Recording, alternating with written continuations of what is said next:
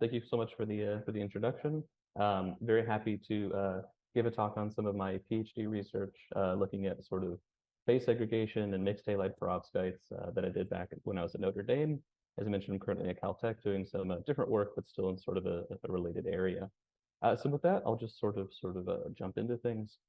So I know obviously this is a very perovskite and solar kind of crowd, but I think just sort of, a little bit of background, I think it's useful to kind of link back to kind of structure property relations, especially for our material scientists or inorganic chemists that might be in the crowd. As most of us know, we have these lead halide perovskites with their ABX3 structure. But the important thing, of course, is that this structure directly dictates the optical properties and the actual energetic alignment in the system. And so if we think about in terms of sort of a molecular orbital picture, it ends up being that the conduction band, or if you're more on the molecular side, the LUMO level, is mostly created through these sort of lead, slightly anti-bonding or slightly non-bonding orbitals. And the interesting thing is the valence band position for these perovskites, or equivalently sort of the HOMO level, this is mainly produced by mixing of these lead and these halide orbitals in mostly sort of an anti-bonding type orbital. And so what that means is that this band gap, the energy required to actually excite the electrons, of course, this is directly dictated by the halide ions in the system. So when it comes to the ABX3 structure and the optical properties, these halide ions become sort of the key driver for tuning a lot of these properties. Right? And if you think about something like using lead iodide versus pure bromide versus pure chloride, you get this very large tunability in the band gap and thus the optical properties, absorption and emission across a fairly wide range. And this is something that I think it's easy to kind of forget about the fact that this is really sort of unique for most semiconductor systems. Most systems don't have this large degree of tunability. And of course, this tunability and the absorption properties, this has been something that people have been very interested in when it comes to applications like tandem solar cells, right, where you have silicon as one low energy photon absorber and a much more wide bandgap perovskite as the higher energy absorber. And you get this huge tunability across the visible spectrum. But as most of us are aware at this point, these perovskites, especially the mixed halide perovskites that give you this absorption tunability, they have this really fundamental drawback, and that's the fact that this nice homogeneous mixed halide perovskite phase, as soon as you give it a little bit of light energy and overcome this barrier of about 30 kilojoules per mole, which is something that we have sort of measured in the past to look at the thermodynamics of the system, you end up creating basically these phase segregated regions where you have an iodide-rich and a bromide-rich domain that are right next to each other. And the reason why this is an issue is these iodide-rich regions basically act as charge recombination centers. So going back to kind of the band diagram picture, you have a wider band gap bromide-rich domain right next to a lower band gap iodide-rich domain. All of your charge carriers are going to want to just go directly downhill, and you're going to start getting a lot of recombination. And essentially, those important charge carriers that you spend all this time producing, they end up getting lost to just radiative and non-radiative recombination pathways, and this essentially kills your efficiency. So on the one hand, we have this lovely tunability of absorption properties, but if you start shining light on it for too long, you get this movement of these halide ions. And this has sort of been something that people have been studying for a while and attempting to sort of mitigate or solve this process, because once you can get around this issue, then you can unlock a lot more interesting properties and interesting applications for these materials. Okay, so 3 minutes of a little background on that. When it comes to sort of the mechanism, though, of how this phase segregation, specifically halide ion segregation, occurs, over the years, there's been a few sort of mechanistic insights that have sort of come in. There's some folks that induce sort of this idea of Polaron-induced strain. And so that's when sort of the charge carriers are coupling to the lattice vibrations, and that can induce all sorts of interesting physical interactions that have been purported to sort of drive this phase segregation process. There's other folks at Notre Dame who've looked at more of the thermodynamics or the free energies of mixing that change under illumination. But recently, in the last couple of years, there's been a lot of interest in sort of looking at the effect of charge carriers. And there's been some interesting results looking at sort of gradients in charge carriers and accumulation of different charge carriers and how that basically is impacting the phase segregation process. And so, as a little bit of background, sort of in recent years, there's this general insight that charge carriers, and specifically holes, seem to be playing kind of a unique role in the overall phase segregation process. And this has been something that was sort of, illuminated over the past couple of years. But when I was in my PhD starting to look at these materials, that was sort of the basis of the field. And we wanted to kind of push a little bit more and look at the mechanism using kind of very specific spectroscopic methods. So transitioning gears a little bit, just to kind of tell the story of this project and to be a little bit honest about sort of the serendipity that might have occurred in this project. Initially, what I was doing was looking at methylmonium lead, bromide iodide, 50-50 halide ratio for transient absorption experiments. So in this case, originally we were looking at electron injection from the halide perovskite into TiO2, right, our prototypical electron transport layer, using a transient absorption spectrometer, which uses this pulsed laser excitation to actually do the experiment. And just sort of, very much so visually, we're able to see that at the start of the transient absorption experiment, which I'll talk more about transient absorption and kind of give a little bit of background on that in a slide or two. But essentially what we see is from the pulse laser excitation, we're exciting our perovskite. This is just a very, kind of crappy cell phone photo that I took. But we noticed something just empirically, and that was that the photoluminescence that we're seeing from this laser excitation started as red. This little dot here, this is the white light probe used for transient absorption. And then after our 10 minutes or so that we take to collect our transient absorption spectra, we were sort of just visually saying, wait a minute, we're seeing what looks like kind of a green emission on the films. And it looks like this is, emission that kind of is roughly in the region where methylmonium lead bromide absorbs. And then if we look at the actual transient absorption spectra, and again, I'll explain what these spectra mean and what these features mean in a second, but essentially, initially at the start of the experiment, we saw basically one feature coming from where we expect sort of the mixed halide perovskite base to appear. And after 10 minutes of this laser radiation doing this transient absorption experiment, we started to see multiple different fingerprints in the transient absorption spectra that essentially looked very reminiscent to phase segregation. And we were a little bit surprised about this because, when we typically see phase segregation is under conditions of steady state excitation.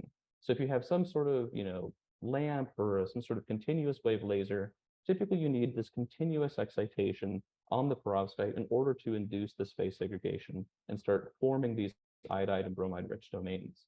So that's typical for phase segregation is sort of continuous wave, or just if you have a xenon lamp like a solar simulator, that's what we expect to induce phase segregation.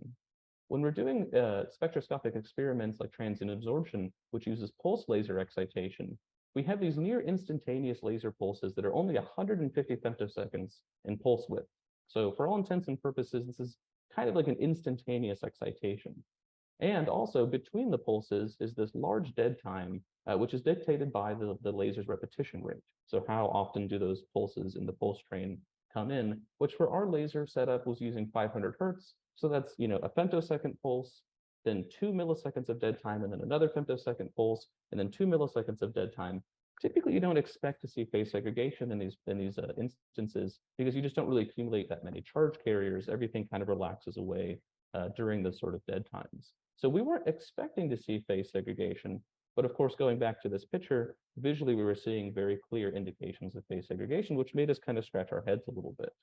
And so we sort of wanted to kind of take a step back and say, well, okay, looks like we're phase segregating, but we're doing these experiments on TiO2 because we wanted to look at that electron injection process. So first we had to ask ourselves, okay, what is the significance of this substrate TiO2 in this particular experiment, right? It's an electron acceptor, so we should compare something that's more insulating, something that's not going to have this electron injection phenomenon. And then the other thing that we sort of had to realize was, well, we're also doing these experiments just in ambient conditions, in air, which has oxygen. Oxygen, of course, is a very, very good electron scavenger. So we have to kind of, look at these two different sort of aspects of this process to kind of deconvolute what's happening in this particular experiment. And so again, before we had sort of just this initial and this final phase, we wanted to sort of track the evolution of these excited state features during the course of this sort of 10 minutes of pulse laser excitation. Okay, so we're going to be talking a lot about transient absorption spectroscopy. So I think it's good to kind of take a step back and sort of introduce the concept of transient absorption, since this is sort of, a technique that's a little more sort of out there. But, we can boil it down to, a few simple steps. You can think of transient absorption as step one is just taking an absorption of the sample in the ground state. So we can assume that all the electrons are sitting in the valence band, sitting in the ground state of the system. And in this case, we use a white light pulse to basically just take a simple UV vis absorption spectrum. And of course, transitions across this band gap for perovskites will give you a feature that looks something like this. So that's step one. Step two is we want to pump the system into the excited state. So for our laser system, a 387 nanometer, 150 femtosecond pulse width laser comes in. We excite a bunch of electrons into the conduction band, and of course, those electrons want to relax back down pretty quickly. So we have to probe the system very, very quickly with another absorbance spectrum. So in the picosecond to nanosecond time scale is when we basically pump and then immediately probe the system while it's still in the excited state. And what that ends up giving is that gives us new absorption features as those excited electrons now start to get pushed around because of this white light probe. So that can start to induce new absorption features in different regions. And oftentimes we get less of this transition happening from ground state to excited state because we already pumped up so many electrons into higher excited states using our pump pulse. So you expect to see sort of decreases in absorption in different areas. But of course, in transient absorption, we basically just take the difference between the ground state and the excited state absorption, and we produce this difference absorption spectrum, which allows us to sort of fingerprint what different species are present in the system. And I will just sort of make a little bit of a special note. In a typical transient absorption spectrum or transient absorption experiment, you would vary the delta T between when you pump and when you probe the system in order to basically watch those electrons relaxing back down to the ground state. But for our experiments, what we wanted to do actually was sort of a modified transient absorption experiment.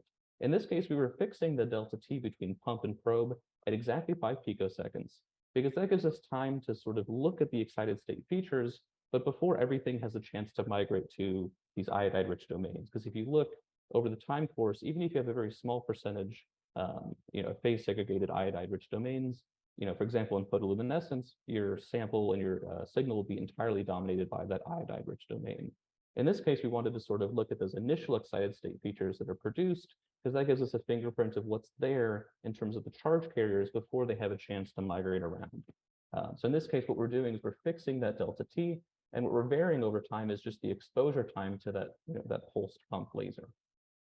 I'll take a little bit of an aside here just to sort of mention, if you're interested in spectroscopy, this time-resolved, transient absorption spectroscopy, over sort of the pandemic, my little pandemic lockdown project was to actually record several YouTube videos explaining sort of from very first principles, what is the principle of transient absorption spectroscopy, what's the instrumentation for this, and also for time-resolved photoluminescence using TC-SPC, there's also a YouTube video out there. So if you're interested, if you're a little spectroscopic curious, and you want to learn more about these techniques, these are really good resources that I'll just sort of plug real quick if you're interested in kind of learning more about these techniques.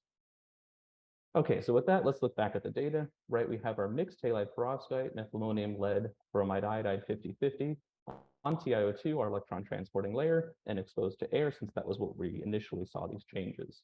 And the black trace here, this is the initial sort of excited state absorption feature, right, at 0 minutes of laser excitation. And over the time course of about 15 minutes, we see something interesting. We see a decrease in this mixed halide perovskite bleach feature, and the concomitant increase in an absorbing feature from the bromide-rich perovskite around 525 nanometers, and one down here around 750 nanometers. And this is very well described to almost a pure bromide-rich phase and nearly a pure iodide-rich phase. If you actually overlay and separately synthesize the pure iodide and bromide, it's almost a 1-to-1 overlap.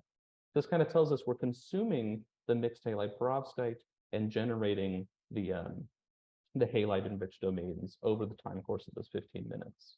But interestingly, if we swap out the actual substrate, now not for TiO2, but for zirconia, leaving everything the same, we see a very different response, actually. Over the course of 15 minutes, we get a little bit of a blue shift and a decrease in these bleach features, likely indicating some degree of maybe photodegradation just due to that constant laser exposure.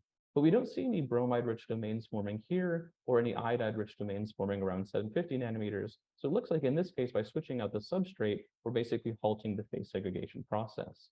And if we think about things in terms of sort of the energy level alignments, right, in the TiO2 case, we can of course inject electrons into TiO2, right? It's a very good electron transporting layer. Versus with zirconia, this gives us, a case where we have a very, very wide band gap insulator. There's going to be no electron or hole movement into the substrate. And so it looks like, okay, there's some sort of effect possibly to the substrate in this case. But we also have to remember the fact that we are doing these experiments in oxygen. And oxygen being such a good electronic scavenger, it makes us sort of ask the next question, which is what is the role exactly of oxygen in these cases, right? Because in both of these systems, we're using just ambient conditions, air is present, oxygen is present. So the next sort of control experiment we wanted to do was take the mixed halide perovskite on TiO2, but now just fully degas the system. right? We basically have it in a cuvette, we pump down, we refill with nitrogen, do that for multiple cycles, and you remove oxygen from the system. So now we can still inject electrons into TiO2, but we don't have that extra effect. And the interesting thing is when we look at the data, we actually recover back something that looks a lot like the zirconia case, right? We get a little bit of a blue shift and a decrease in this transient absorption feature, but no formation of a bromide-rich or an iodide-rich domain. Thus, just by removing oxygen, we actually halt phase segregation under these conditions. And right, and if you kind of compare left and right, these are the exact same substrates, now just sort of different conditions in terms of whether or not you degas the system. So it's clear that it's not just the TiO2 substrate that's sort of affecting things. There's sort of this dual effect of having oxygen as well. That's actually quite important for inducing this segregation phenomenon. So again, there's zirconia case in air, looks a lot similar to the TiO2 case when no oxygen is present, no phase segregation. Only in this sort of unique case where we have the TiO2 plus the oxygen do we see all these sort of markers of typical segregation.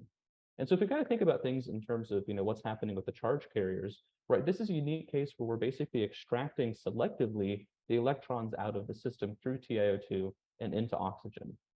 And what that's essentially going to do then, we started to hypothesize, well, if we're just pulling out one charge carrier selectively, we're going to have a lot of accumulation of uncompensated holes in the system, right? This is sort of a very extreme case of really unbalanced charge extraction leading to this accumulation of holes. And so we started to say, okay, it looks like these holes are sort of playing this unique role. So the next thing we wanted to see was, okay, if our hypothesis is that the photogenerated holes are responsible for phase segregation, if we think of them as sort of a reactant in the overall process, then we should also see an intensity dependence to this process, right? Since the number of photogenerated holes is going to be proportional to the laser intensity. So this is number of charge carriers is equal to J, the laser intensity or the laser fluence, times alpha, which is the absorption cross-section, which is basically the same throughout the experiment. And indeed, when we do this experiment with multiple different laser intensities, we can see that when we fit these kinetics of these absorbance changes, we see directly the rate versus the carrier density or versus the intensity of the laser directly shows that indeed this is sort of a photo-induced process that requires sort of a higher concentration of holes in order to actually drive this phase segregation. So this implies charge carriers specifically, we're saying kind of holes, or we're hypothesizing that this case is the necessary requirement for segregation. Okay, so far, we see sort of this selective extraction of electrons. We're assuming we're just sort of building up a lot of large hole concentration. So we sort of asked ourselves next, fairly natural question, which is, well, what happens if we just sort of balance the electron and the hole extraction on both sides of the perovskite? Can that actually halt phase segregation? And so in order to do that, what we did was we took basically our TiO2 perovskite film and just deposited near your prototypical hole transport layer spherometad, right? So this is now looking more, not so much like a half cell, but more like what a typical solar cell would look like, where you have electrons and holes being taken care of. And when we take this film and expose it to the exact same laser radiation conditions for 15 minutes, we recover back basically a stable perovskite film, right? No bromide-rich regions, no iodide-rich regions being formed. All we see is a little bit of this decrease in the bleach feature, again, likely due to just a little bit of photo degradation from that laser exposure. But the really interesting thing is, this kind of shows us that, okay, if you balance and take care of the electrons and the holes at similar rates, this can actually prevent the perovskite from phase segregating. So far, what we kind of can conclude so far is that phase segregation is only happening under these particular laser excitation experiments when we have this sort of very, very severe hole accumulation and the selective extraction of electrons. But we can directly suppress that process when we actually take care of the holes as well. And so initially, this made us think, okay, it's really sort of this balance of charge extraction that's a crucial step to maintaining your optoelectronic properties and your actual phase purity of your mixed halide perovskite solar cells. But sort of, we did this initial sort of study, but we wanted to kind of push things a little bit further and kind of look more at this whole accumulation mechanism. So what we've shown before, or just now in the previous slides, is sort of modulating phase segregation through this photo-induced charge extraction. But this, what we've just talked about so far, is kind of a binary case, right? We're either fully extracting the electrons and building up all these holes, or we're fully balancing sort of the hole and the electron extraction. But this is a relatively binary case. What we wanted to do sort of in the follow-up studies was ask ourselves the question, can we sort of fine-tune this process a little bit more? And in that case, what we wanted to do was use electrochemical bias, or essentially electrochemistry in this case, to precisely tune hole and electron extraction. And so in this case, what we wanted to do is basically make a similar system where we have our mixed halide perovskite on TiO2, but now we wire everything to an electrode and we do an electrochemical experiment, right? And the beauty of electrochemistry is you can basically bias the electrode, your working electrode, and you can start to shift around the Fermi level and basically shift around the energy levels of this system. And so now instead of having, something like TiO2 mixed halide perovskite spiro, we have FTO as a transparent electrode, TiO2 in our mixed halide perovskite, and then we'll have an electrolyte solution out there, which allows us to basically do our electrochemical experiment. And so we wanted to ask ourselves basically, depending on the Fermi level position, how do we modulate a charge extraction, and how does that eventually affect that whole accumulation that we were seeing in sort of the previous process? And so before I sort of talk about this electrochemical stuff, what I want to sort of talk about real quick is sort of just a little bit of nomenclature. Phase segregation versus something we call iodide expulsion. So we've talked about so far as phase segregation, right? It's a light-induced process. You form these iodide and these bromide-rich domains. But of course, when we turn the light off, everything basically remixes back to its initial phase because of this entropic driving force. And this is what we typically see, right? Reversible phase segregation, reversible optical and structural changes in the film. Now, in order to do electrochemical experiments, right, we have to be in contact with a liquid solution to have that electrolyte there. And so in liquid solutions, we actually see something that's basically one step past phase segregation, which we term iodide expulsion. So in contact with the solvent, you basically make as an intermediate the segregated phase that has iodide and bromide-rich domains. But in the typical solvent systems that are stable with perovskites like dichloromethane or toluene, what ends up happening is once you form an iodide-rich domain, that iodide actually starts to dissolve into solution selectively. So even though you make sort of this intermediate segregated film, you start to actually selectively dissolve that iodide away into solution, and that starts to enrich the film as a more bromide-rich film. So instead of getting reversible nice changes in the UV-vis absorption, you end up getting basically a blue shift of that absorption feature here, and that's sort of reflecting the loss of iodine continually into the bulk solution. So when we're doing electrochemical experiments, we're sort of taking from phase segregation and just going one step further to iodide expulsion, just because of this requirement essentially for doing things in electrolyte. Okay, so if we want to go back and sort of ask ourselves the questions, can we electrochemically tune the energy levels and modulate this sort of photo-induced process? The first thing that you want to do when doing these sort of electrochemistry experiments is find where your system is actually stable. And so the idea behind the experimental setup here is we're going to have our perovskite as basically the working electrode, right, on FTO and TiO2, our reference electrode, silver-silver chloride pseudo-reference, a counter electrode, platinum mesh, everything in electrolyte. And we're basically going to record the absorbance of the film as we basically bias in different directions, right? And so that's what I'm showing here. This is absorbance as the black traces versus the current response that we see as we basically apply different potentials. And we start from 0 volts versus silver chloride and go in the cathodic direction, more negative. We end up basically seeing, okay, there's sort of this stable window where not much is really happening. And eventually over here, past about negative 0.6 volts versus silver chloride, we see a very large current response and basically a decrease in the absorption of the perovskite. And so that tells us that we start driving some sort of Faradaic process out here if we basically go too negative. We basically start directly doing electrochemistry on the perovskite itself. And so that tells us, okay, don't go too far in the cathodic direction, go to about negative 0.3 volts versus silver chloride. When we take another film and do the same thing, but go in the anodic direction, so from 0 volts on sort of more positively, we basically see a similar response. There's a region where things are nice and flat, and then eventually we start to see this large current response, and then this basically degradation, in this case oxidation of the perovskite.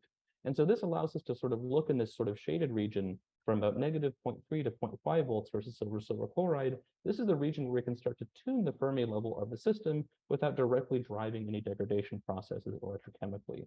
So this establishes what is sort of the stable window for this system.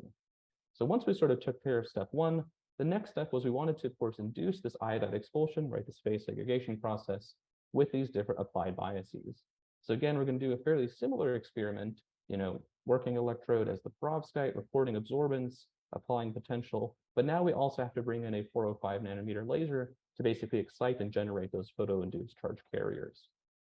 So just sort of to give an idea of what this looks like, actually the experimental setup, this is sort of an early experimental setup where we have our 405 nanometer laser shining onto the system, right? Eventually we moved to a more collimated laser, which made things a bit more reproducible. But the basic idea is you kind of sit your electrochemical cell Your perovskite film is basically being hung in the electrolyte solution, sort of here, right directly in the light path of just very typical kind of UV spectrometer. Off, to the side, we have sort of our potentiostat, which is allowing us to apply these different electrochemical potentials. But essentially, this is sort of like a spectral electrochemical measurement, which in terms of, difficulty in terms of setup, it's actually fairly straightforward if you have a potentiostat, a UV vis, a laser, and then, some slightly custom glassware. But this is sort of just, visually what this kind of experiment looks like. Okay, so now we're going to be shining light, applying bias. What does the actual data look like? So looking now at the steady state absorbance features at 0 volts versus silver chloride, essentially what we see is over the time course of 60 minutes of irradiation, we see again this blue shift in the absorption feature, right? That's because we're continually dissolving iodide as we're phase segregating. And that gives us basically these new absorption features from the bromide-rich perovskite and maybe a little bit left over from the mixed halide.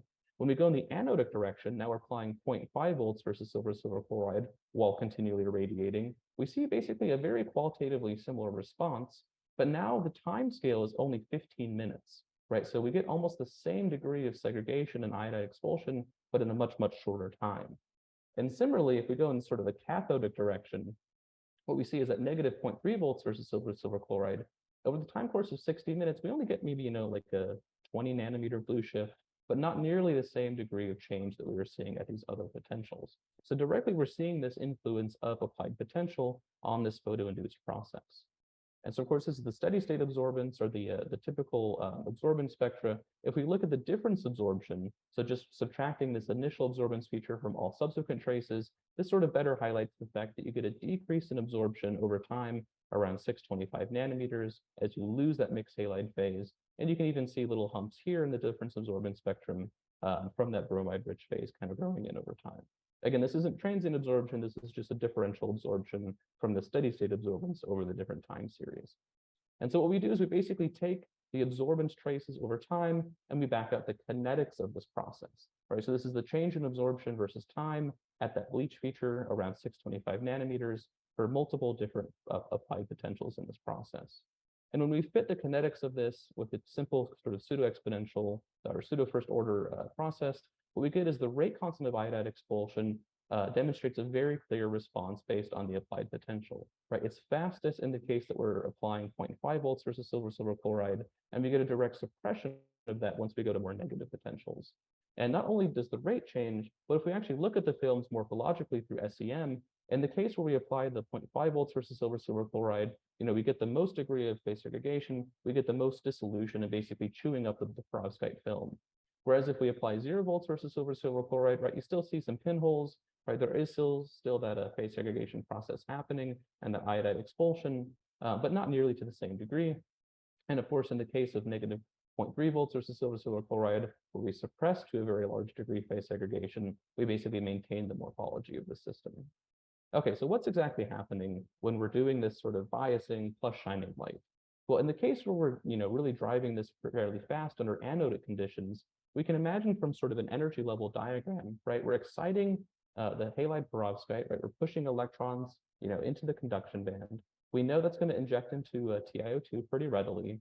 And from here, the electrons can either back recombine with the hole in the mixed halide perovskite, or if we're anodically biasing things and pushing the Fermi level down, that gives us a very strong driving force for electron transfer and extraction into basically the electrode, right? So we expect in this case to have a very severe degree of basically charge separation, right? Pulling out these electrons from the system and leaving a large degree of hole accumulation. And indeed, that gives us the largest degree of phase segregation. Whereas under the cathodic bias conditions, if we push the Fermi level up, right, from the perspective of the electrons, there's now a much smaller driving force for actual removal of those electrons from the system, right? So we expect the electrons to basically start back recombining with the hole in the perovskite, and that should basically suppress hole accumulation, right? We're still generating electrons and holes at the same time, but what we're modulating in this case over this potential range is essentially to what degree is there a driving force for fully extracting them or allowing things to basically recombine. And then indeed, if we also look at the intensity dependence, in these cases where we're biasing more cathodically, where we suppress the process, we require a lot larger laser intensity in order to drive this process, whereas under these conditions where we're having a stronger driving force, the laser intensity required to drive this process is a lot lower. So these sort of things sort of directly kind of correlate with each other. So from this electrochemical set of experiments, we can basically say, this iodide expulsion is basically the corollary to phase segregation. We can see directly by modulating that Fermi level, we can actually induce more accumulation under basically conditions of very strong electron driving force for extraction, or we can basically induce a lot less whole accumulation by lowering that driving force for charge extraction. And so it really tells us is that the internal Fermi level, right, that's actually operating under these devices in like a perovskite solar cell, this is directly impacting those thermodynamic driving forces for electron extraction, and that importantly modulates what's happening with the holes in the system. And so I think, though, if you want to sort of give like a two-sentence summary over the course of what the Kamat lab has been able to look at, if we kind of think about what's happening with these holes, right? The two-sentence summary is basically holes, whether they're generated photochemically, which is what we've talked about today, right? Shining light, producing charged carriers, and either modulating that extraction with electrochemistry. That's all photochemical processes. In the past, we've also looked at purely electrochemical hole injection. And we see basically the same thing. You induce this phase segregation process when you have basically introduction of holes that are uncompensated in the system. But the sort of summary of those holes, these have a very strong thermodynamic driving force for trapping at the iodide sites. Right, the holes are going to move to basically what's the easiestly oxidizable halide ion in the system. That's going to be iodide in these cases. And basically, you trap the holes very quickly because of the strong thermodynamic driving force, right? At these iodide sites, this induces basically a free iodide that's able to hop through the lattice. There's been other groups that have kind of shown the fact that you can sort of get these iodide atoms moving through these interstitial sites in the actual perovskite. But really, sort of the initial process that sets everything off is this initial hole trapping and oxidizing of basically those iodide atoms, and that mobilizes the iodine basically to move through the lattice and drive phase segregation. And so recently we've sort of summarized a lot of this sort of the last 7 or so years of work in this recent sort of accounts paper if you're interested in sort of reading more. But sort of, I think, the basic sort of picture that we have is thermodynamically, there's unfortunately a very strong driving force for this halide oxidation. But I think really where the field is starting to move to, and has been moving to for a while, is this idea of, thermodynamically, we're kind of hosed when it comes to phase segregation, right? Thermodynamically, there's a very strong driving force, which is why a lot of folks are looking sort of more kinetically at sort of slowing down and trapping these processes. And a lot of that has to do with interfacial engineering, right? You can put basically a thin layer of the 2D perovskite, which can basically halt the movement of those mobile iodide atoms. There's folks that have also looked at putting graphene layers at these interfaces, right? Because a lot of us know and have been exposed to this idea that the iodide can actually move through the perovskite, it can move through the whole transport layer and even start reacting with gold contacts. So if you can start to basically impede some of that progress of these mobile iodine atoms, the realm of thermodynamics is kind of, it is what it is, but the realm of kinetics and slowing down and kind of trapping these processes seems to be where a lot of sort of the field kind of needs to move to in order to make these devices more stable. So with that, I know I've gone a little bit over the kind of typical 30-minute time slot. So I'll go ahead and sort of wrap things up with a conclusion and thank these folks in the Kamat lab over the years that have helped me in my PhD, these PhD funding sources. If you're interested in the paper details, it's shown here in addition to that accounts article. And then I'll go ahead and also give a little bit of a shout out to my current postdoc lab, since I am on their watch giving this talk. And again, thank you all for letting me kind of drone on and talk a little bit about my PhD work. And of course, I'd be very happy to take any questions or any comments on the talk.